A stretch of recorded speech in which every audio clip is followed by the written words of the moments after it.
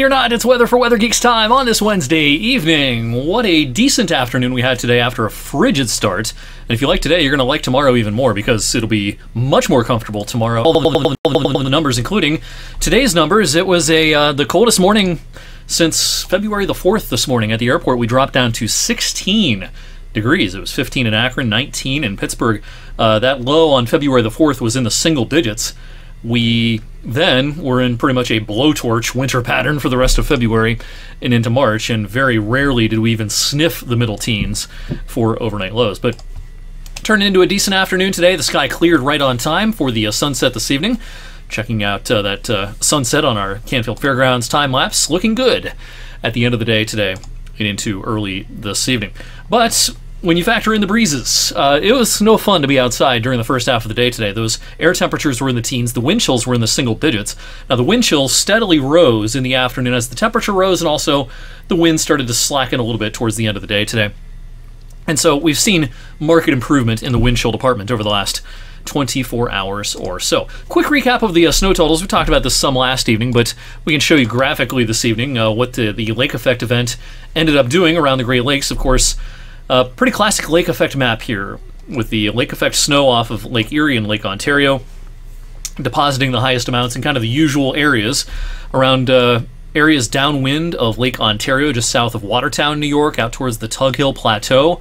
A few feet worth of snow. We didn't see anything that crazy downwind of Lake Erie, but we still saw some double-digit snowfall totals, pretty common in parts of Lake County, northeastern Geauga, kind of the heart of Ashtabula County, far northern Crawford County, and central and eastern parts of Erie County, and up into southwest New York, some double-digit totals in those locations. You know, in our viewing area, again, like I talked about last evening, this underachieved a little bit. These lake effect bands struggled for a lot of the day, even though we did have some, localized issues. There was generally a stripe, though, kind of like this, right along 422, basically, in which some places did pick up more than more than an inch, even close to 2 inches in a couple of spots. But that was the exception. Most of us didn't have much more than a candy coating.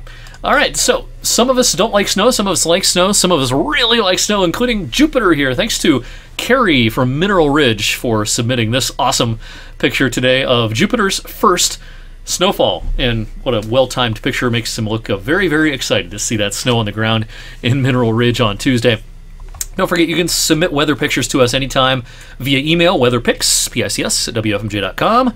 Also, scroll down on the front page of the Storm Tracker 21 app. You'll find this little box here that says submit photo, so you can take the picture right on your phone and then submit it right there on the app. And you can always look for weather-related pictures to be reposted from us on our social media, on my Instagram, Eric WFMJ, also the Storm Tracker 21 Instagram. We tend to pick out the best pictures and post them on those accounts. All right, just a reminder that even though the weather's quiet nationwide this evening, we can have severe weather at just about any time of the year in parts of the southern U.S. And tomorrow, there's actually a level 3 enhanced risk of severe weather around the greater Houston area, southeastern Texas. That's a pretty high risk level for the final day of November, but the tornado season in the deep south down towards the Gulf Coast really starts in November and runs all the way through May. Their off season for severe weather is when severe weather tends to peak around here, very late spring and into summer. From June through October, it's usually pretty quiet in terms of severe weather down in the deep south. But really starting at this time of the year, you can start to see these big clashes of air masses occurring down there, and if you get the right wind shear and other ingredients, you can have some tornadic activity. So that'll be interesting to watch tomorrow evening. Back here at home, though, pretty nice Thursday on the way with a mix of sun and clouds, getting back into the mid-40s in the afternoon. Now let's talk about Friday's rain. This is probably going to come in at some point in the morning. Now, the models this afternoon were just a little bit slower with the onset of this rain. Spotty showers advertised by a lot of the modeling for the first couple of hours of daylight. It might become a little more consistent as we head towards midday. I think it's just going to be a rainy midday Friday across the area. We do hold out some hope that the rain will taper off and maybe even end for a time late in the afternoon, early in the evening on Friday, before some light rain and some drizzle tries to reemerge later Friday evening into the overnight, into Saturday morning. As our warm front lifts off to the north, temperatures will actually rise Friday night. We'll have a fairly mild start to the weekend, though, in the wake of this system. Temperatures making their way into the 50s. This will be pretty light rain, though, so we're not looking for anything tremendous here in terms of rainfall totals. Probably on the order a quarter of an inch to a half an inch.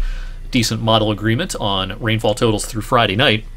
And again, we're optimistic that, or at least hopeful, that the rain will taper off enough to make it tolerable to be outside for the holiday parade and tree lighting in downtown Youngstown. 21 WFMJ, always a proud sponsor of this. And you'll notice those rain chances decrease once we get into the late afternoon and early in the evening. We might even further reduce these chances in subsequent forecasts if we get some consistent modeling to suggest that. But right now, fingers crossed that the weather will be a little bit better by 6 in the evening as opposed to earlier on in the day. Mentioned the weekend, fairly mild, about 10 degrees above average, but that's kind of the high water mark of the next 10 days. We retreat back to average, a few degrees below average for a few days middle of next week. Nothing all that harsh. We're not going to see wind chills in the teens. We're not going to see lake effect snow, things like that, it looks like, during the middle of next week. It'll just be, pretty seasonably chilly start to the month of December. Starting late next week, though, another warming trend. I think this one has a little more in the way of legs, lasting more than just a couple of days, probably taking us into that following week. And tomorrow we'll do an update on our December forecast. This was our original December forecast, part of our annual winter forecast put out a few weeks ago. Pretty strong odds of a warmer than average month in our initial forecast across our area. The map, I think tomorrow, when we show this, will look a little different, but not much. I think there's going to be cooler risks along the East Coast. We might shove some of these deeper reds a little farther to the west. But overall, this idea, this general idea, I think still, is pretty valid for the month of December being a fairly benign month temperature-wise, maybe even a fair bit mild compared to the average. And compared to January and February, it might end up being, it might really stick out like a sore thumb when it comes to the winter. I kind of still suspect that January, and especially February, will have a much different flavor than December, and a much different flavor than January and February of 2023, which of course were remarkably warm and snow-free. But anyway, we'll do an update on that December forecast tomorrow. We're going to do an update on the overall winter forecast coming up in a couple of weeks as we get into probably the second week or so of December. So you can look forward to that on Weather for Weather Geeks and on 21 News at 6 and 11. In the meantime, thank you for watching this evening. I'll see you right back here on Thursday.